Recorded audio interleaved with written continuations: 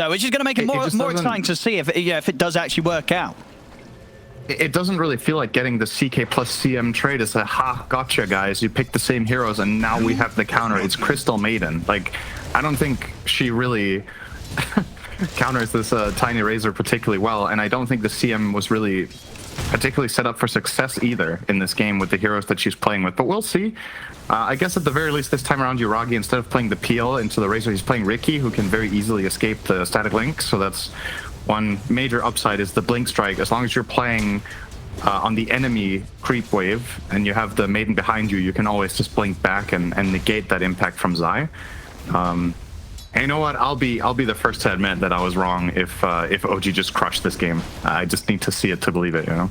Absolutely, yeah. I think a lot of people watching right now will need to, you know, when you see sort of the draft, it's an interesting one. But again, this has been where OG, I mean, as this team, as a brand, has always flourished in the past when they come in with something that you just don't expect to work. So excited to see what they're able to pull out here, as you would feel on paper unlikely that OG is going to get rolled over 2 times back to back, considering how good of a track record they have had this tour.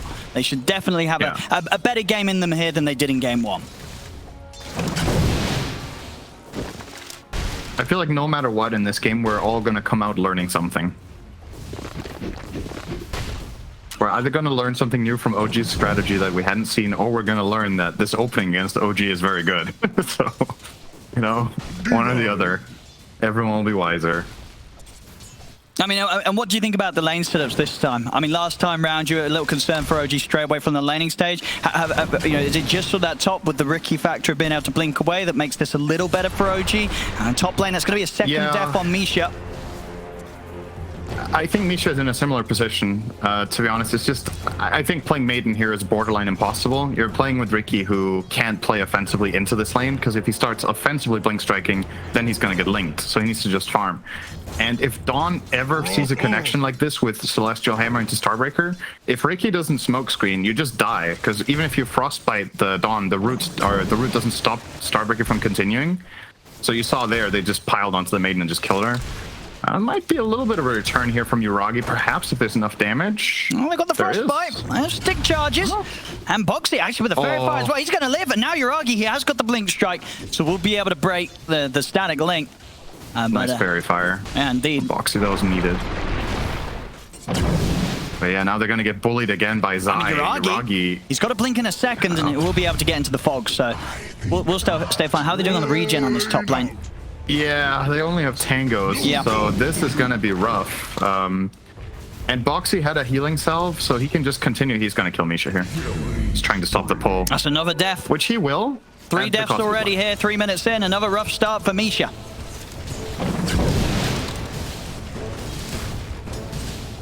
Similar to game number 1, Mickey is also having a great start in mid on Tiny. He's 17 for 9 against 15-2. More of one of the few heroes that can kind of match Tiny and lasted damage early on in the lane by going a lot into agility.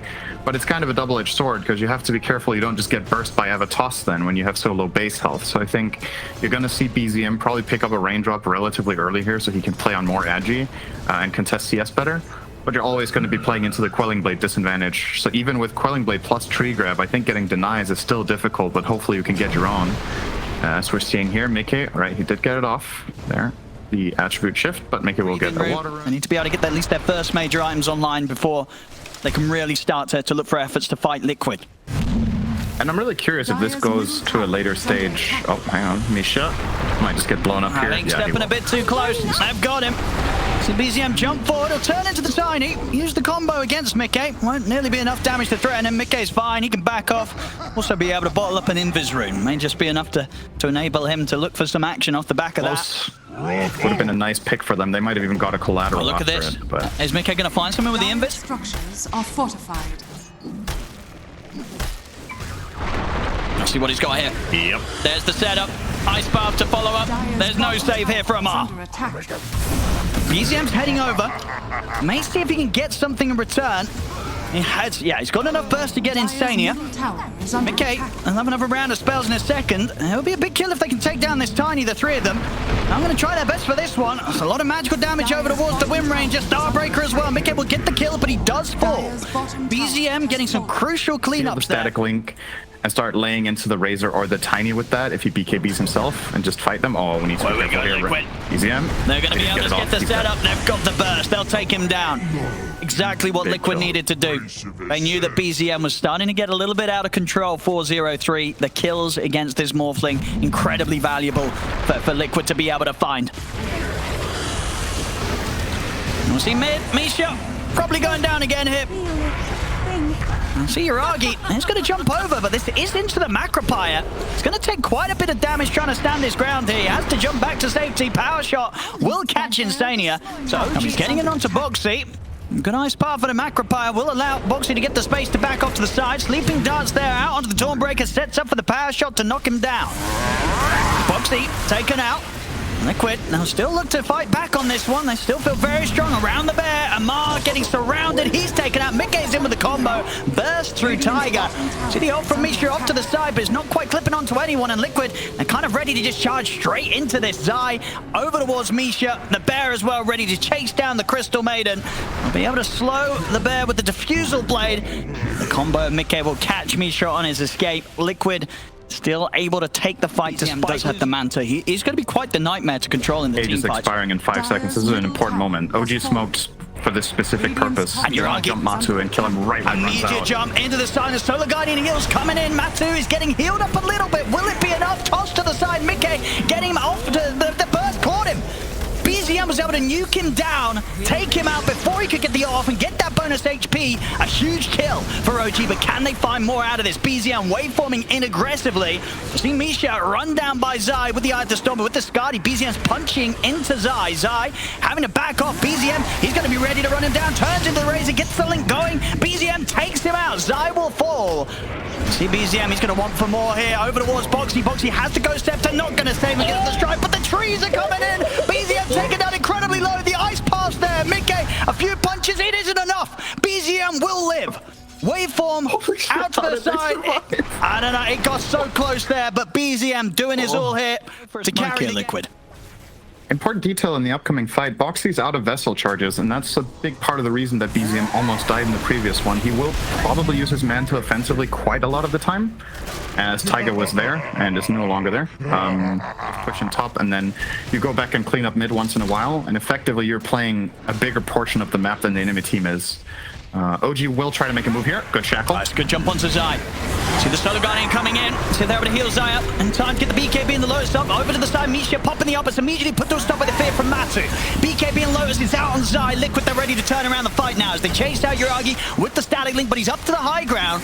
Amar still trying to come in with the BKB. BZM into the Razor form. Will charge down Mickey with the static link. Mickey's able to kite it out finally. The fear again pushing back Tiger. The trees are out. Tiger goes down.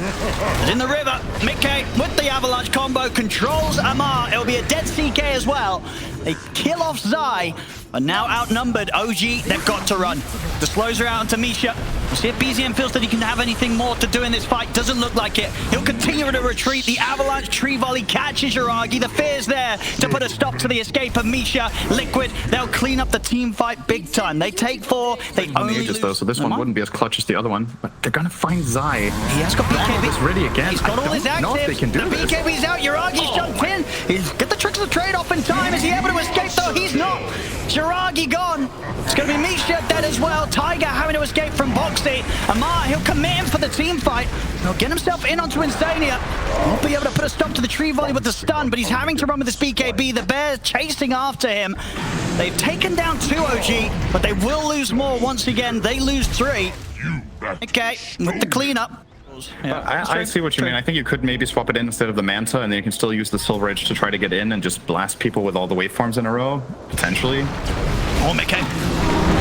He's going to jump in for this one. We'll be able to get the quick kill. We're going to see BZM look to commit in. He's going to keep himself held off to the side. He's trying to take down the bear, but Matu's bear bashing him, rooting him for now. BZM turns over towards Insania. That's 1 down. Taking out Insania, but he's losing his teammates. 3 dead on OG. It's just Uragi and BZM left alive. And Mickey will jump over with the combo. That's BZM down the once. They've got to come in with some sort of buyback. Amar, he's buying back, teeping over to try and help him. But the controls there, they surround him. He's able to waveform out. BZM will escape. He'll keep himself alive, but Amar did buy back for this to try and take the attention over towards him. He'll die for that. He's out. They're not even going to try a BZM in his own. They'll just call it GG. It's done. Liquid. They'll take both games. The series, it's all theirs, 2-0. Victory. And with that, they are qualified for the major. Correct me if I'm wrong. I think that's a lock for them. They needed to win the series to be guaranteed top 4.